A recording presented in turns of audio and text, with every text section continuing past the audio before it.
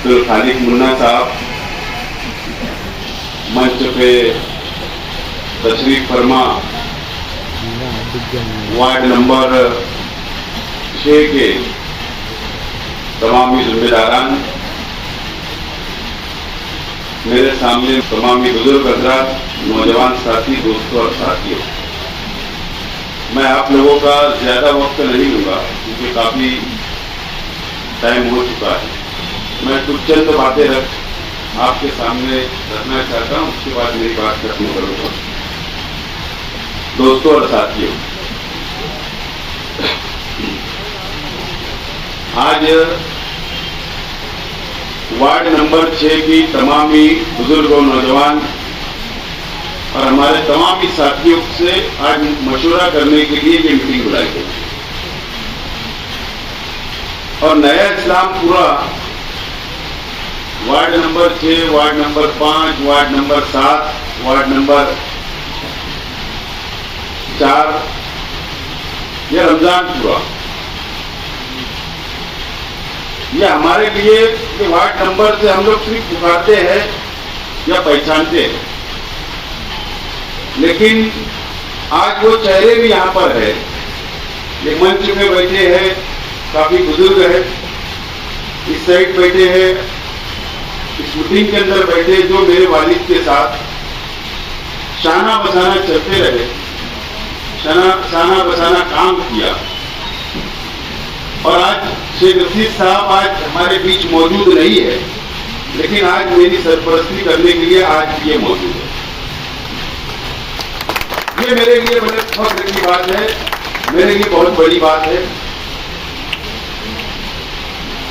और ये नया इस्लामपुरा हमारा अपना घर है, परिवार है।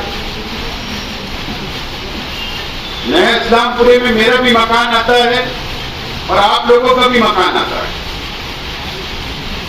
और आज मैं और हम अपने घर के अंदर, अपने परिवार के अंदर बैठकर हम लोग मशवरा कर रहे हैं। ये बात शहर जानता है, आप लोग भी जानते हैं कि अक्टूबर में महाराष्ट्र असेंबली का चुनाव आएगा और सितंबर के पहले हफ्ते में या अगस्त के लास्ट हफ्ते में आचार संहिता डिक्लेयर हो जाएगी, इलेक्शन डिक्लेयर हो जाएगा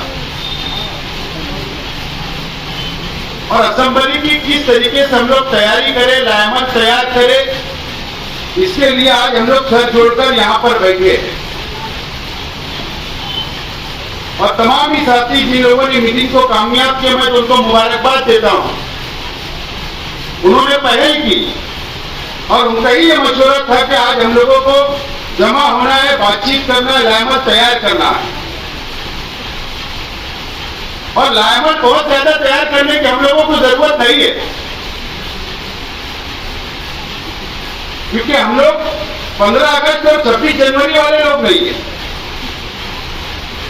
आमतौर पर सियासी लोग वो होते हैं जो सिर्फ झंडे को सलामी देने के वक्त सडर उठाते हैं और बाद में बंद कर देते हैं, लेकिन हम लोग 5 साल आवाम के बीच में रहते, आवाम के मसाइल को हल करते, गरीबों के मसाइल को हल करते, बुनकरों के मसाइल को हल करते और आवाम में रहकर हमारा एक एक कार्यकर्ता और आप लोग और हम मिलकर ये शहर की खिदमत करते हैं। तो हमको कोई नया लायमत तैयार करने की जरूरत नहीं है, सिर्फ इतना हम लोगों को करना है कि जिनको शहर की आवाम ने 5 साल पहले शहर का नुमाइंदा बनाकर असेंबली के अंदर भेजा,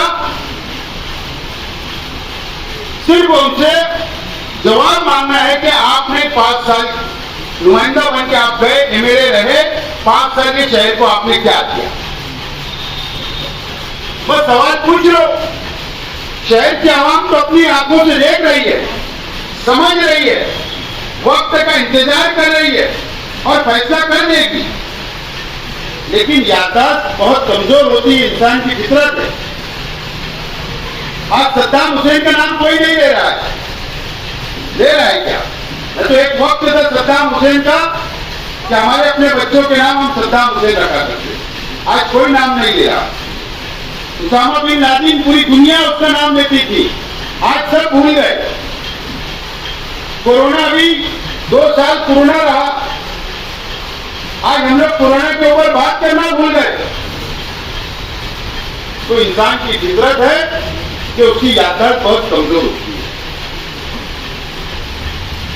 और हमारे जो मुखालिफ एमएलए साहब, वो 5 साल का हिसाब ही नहीं देंगे। 5 साल उन्होंने क्या किया क्या नहीं किया उसका हिसाब नहीं देंगे। सिर्फ वो एक नई बहस, रोजाना शहर के अंदर नई बहस शुरू होना चाहिए, उस पर आवाम में बात करना चाहिए और आवाम में 5 साल भूल जाना चाहिए। वो एक हिकमत अमली अपनाकर आगे चल रहे हैं। लेकिन हमको उनसे सवाल पूछना चाहिए।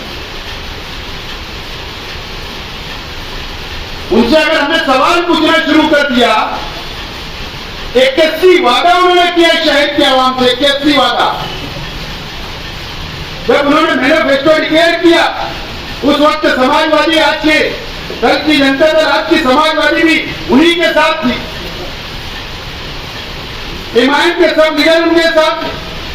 आज जो कांग्रेस उनके साथ है, जो कांग्रेस के सदस्य, वो भी उनके साथ थे। एक बहुत बड़ा महागठबंधन तैयार हुआ। मैनिफेस्टो के ऊपर उन लोगों के फोटो भी आज भी है मौजूद रिकॉर्ड पर। 81 वादा एमएलए साहब ने और ये तमाम ही महागठबंधन के लोगों ने शहर की आवाम से किए। क्या उन्होंने वादा पूरा किया? मैंने एक डायमंड लाउंज के अंदर भी मैंने कहा, मेरी तकरीर के अंदर, कि अगर एक आम इंसान अगर वो वादा करता और वादा वफा ना करता, अगर धोखा शहर के आवाम को देता, तो हम समझ सकते थे।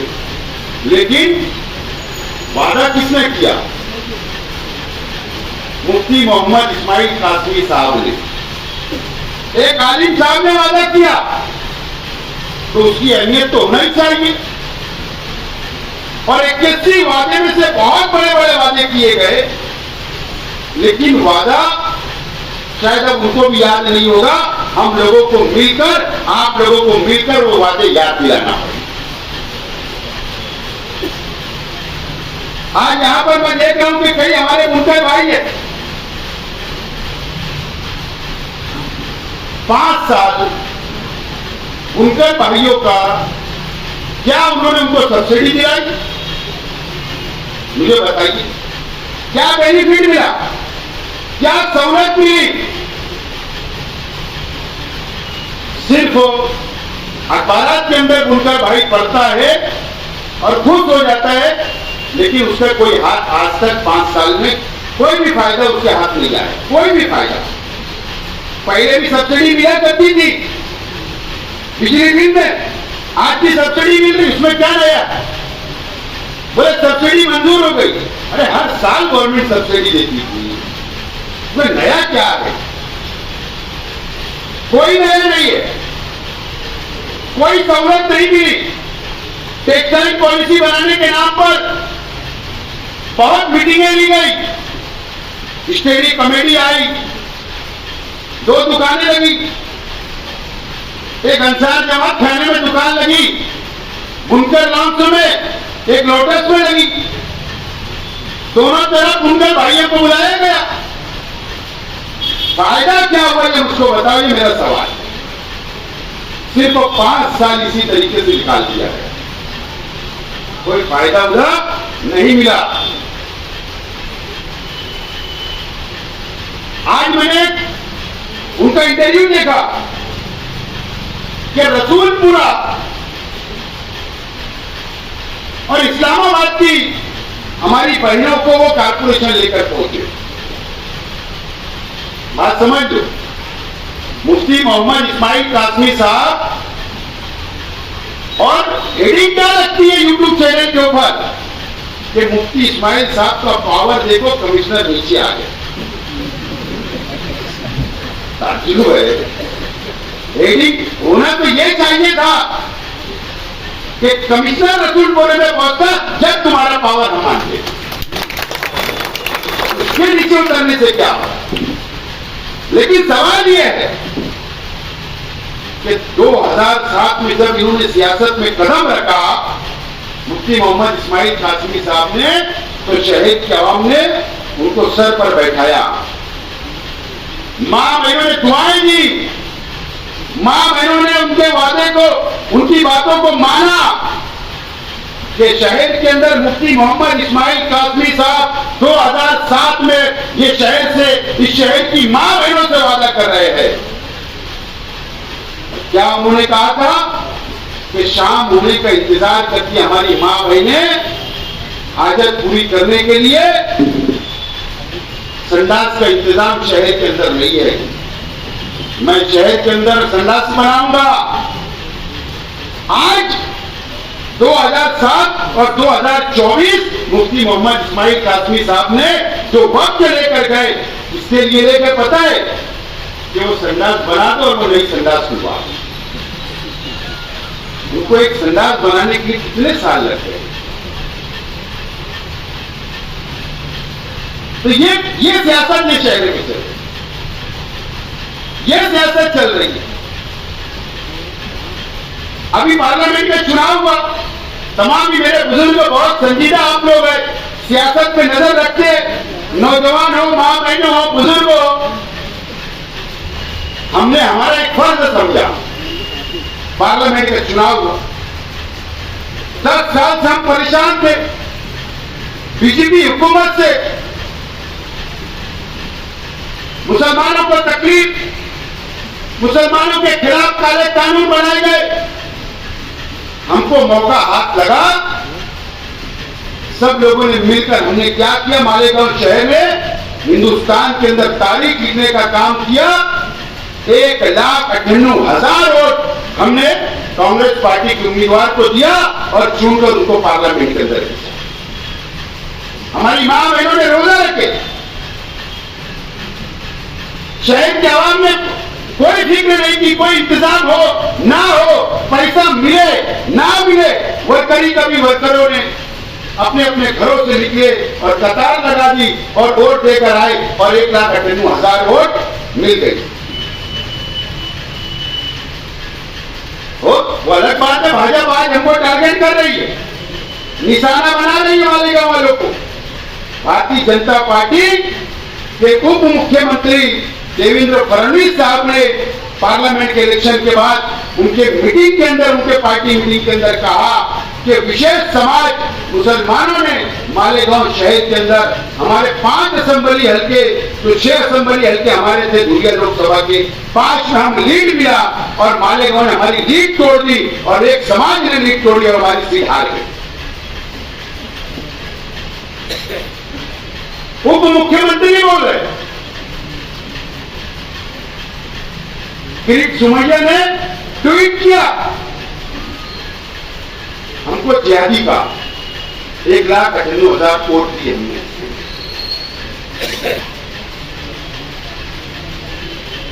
आज भी हमको निशाना बनाया जा रहा है। लेकिन मालूम है आप लोगों को, मैं जिम्मेदारी से बोल रहा हूं, मेरे बुजुर्गों से मैं कहना चाहता हूं, इस शहर के आवाम से मैं कहना चाहता हूं, आप बात को समझो। 12 तारीख को, ये जो 12 तारीख गई है, जुमा का दिन,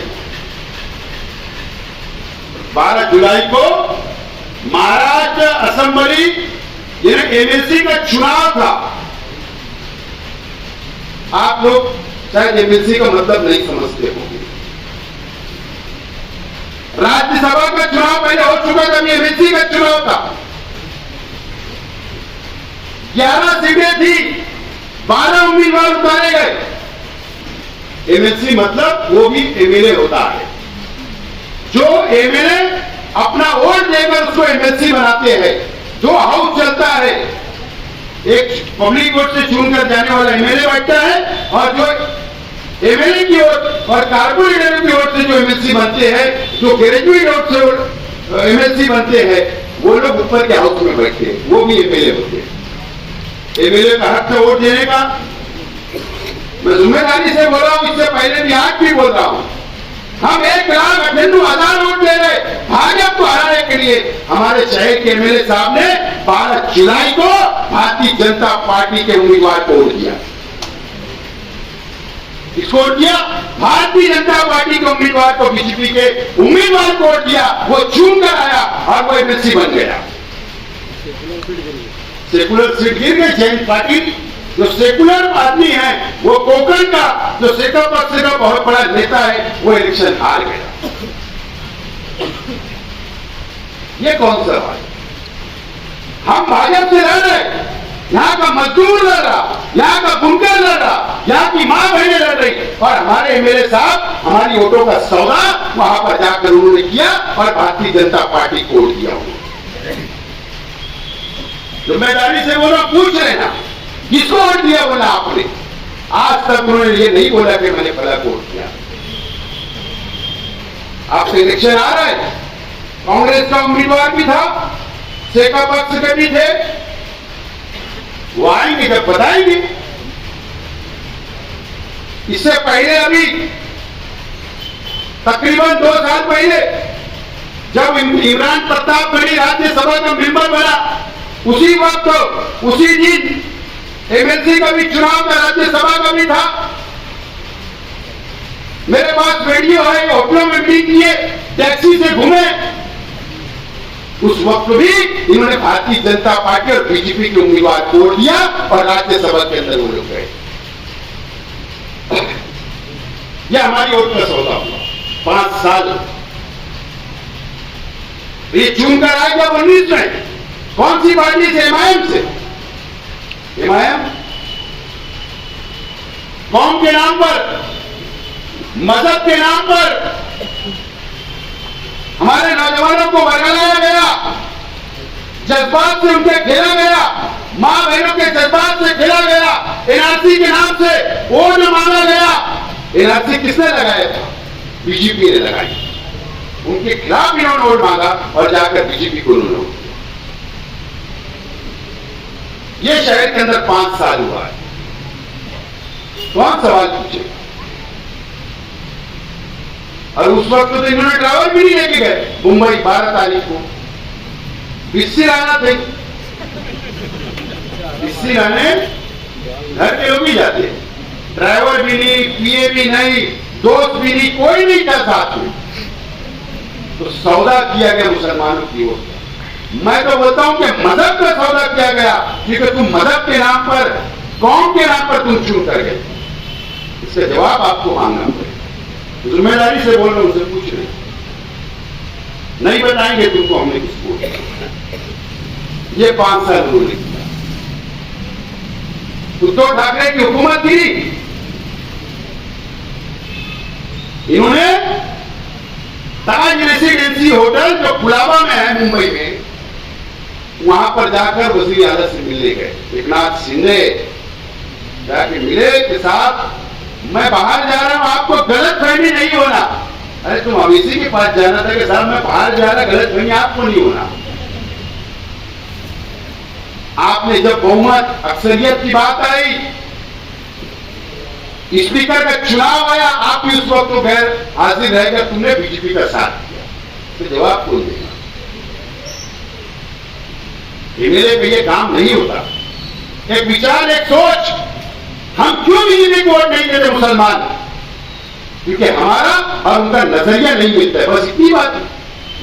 वो हमारे मजहब के खिलाफ रहते, मुसलमानों के खिलाफ रहते, बस इसीलिए हम उनके खिलाफ रहते। और न तो उनमें क्या बुराई है, लेकिन एक सोच लेकर हम चल रहे हैं। एक गरीब जिसको नहीं समझता, जो भीख मांगता, उसको भी समझता अगर वो मुसलमान है कि मैं बीजेपी को वोट नहीं दूंगा। तुमने तो सब ताक पे रख दिया, बीजेपी को वोट दे दी, उनके हाथों को मजबूत किया। ये जवाब तुमको शहर को देना। उनका भाइयों के लिए तुमने क्या किया, उसका जवाब आपको, आपने कैसे वादे किए, उसका आपको जवाब देना पड़ेगा। ठीक है, पिछले 5 साल शहर के अवाम ने जो फैसला किया, मैंने मंजूर है मुझे, लेकिन मैं चाहता तो मैं अली सदर साहब ने कहा कि आप आराम करो, लेकिन ऐसा नहीं। शहर की आवाम हमारी अपनी है। इलेक्शन अगर कोई लड़ता है तो हार और जीत होती है। हम आपके बीच में रहे, शहर के बीच में रहे, आवाम के काम किए। चाहे वो कोई एक ढूंढकर भाई मुझको ये नहीं इल्जाम लगा सकता कि हम शेख आसिफ के पास गए, उसने हमारा काम नहीं किया। मैंने सबका काम किया 5 साल। कोई भी शख्स मेरे पास आया, मैं उन लोगों का काम किया। मजदूर आए उनका किया, माँ बहनें आई, राशन के लिए आए, पावर बिजली के लिए आए, हॉस्पिटल के लिए आए, सबका मैंने काम किया। वापस आज इलेक्शन आ रहा है, वापस मैं उम्मीदवारी कर रहा हूं। आपसे मैं अपील करने के लिए यहाँ पर आप तमाम ही लोग मेरी सरपरस्ती भी करिए, मेरा साथ दीजिए और मुझे एक मौका आप वापस दीजिए। एक मौका आप इंशाल्लाह वापस दो। मैं आप लोगों से वादा करता हूं, शहर की आवाम से वादा करता हूं, मैं आपका सर कभी मैं झुकने नहीं दूंगा। शेख आसिफ आगे बढ़ो, कभी झुकने नहीं दूंगा। आपके ऊपर कोई आंच आने नहीं दूंगा, चाहे किसी की भी हुकूमत बन जाए। मैं ढाल बनकर खड़े रहूंगा। मैं बोल रहा हूं आपसे, वादा कर रहा हूं। कोई भी शख्स हो, कोई भी व्यापारी हो, कोई भी धंधा व्यापार करने वाला हो, मैं तमाम ही लोगों को साथ लेकर चलूंगा, शहर को साथ लेकर चलूंगा। एक मौका आपको दे दूं, मेरा तजुर्बा है। असेंबली के अंदर मेरे पिछले 5 साल की तकरीर आप निकाल लो, ये 5 साल की निकाल लो, उसकी तुलना कर लो, ये 10% भी इन्होंने मेरे जैसा काम नहीं किया। 10% भी। असेंबली के अंदर जो मुद्दे हमने उठाए, आखिरी तकरीर उनको क्या करना चाहिए मुझे बता दो। 5 साल गुजरा, आखिरी दिन था, आखिरी मौका मिला है। क्या आवाम के लिए, शहर के लिए, हुकूमत के सामने क्या हमने तकरीर करके घर जाना चाहिए, क्या इलेक्शन में जाना है? आखिरी दिन, और इसके बाद कोई असेंबली इजलास नहीं होगा।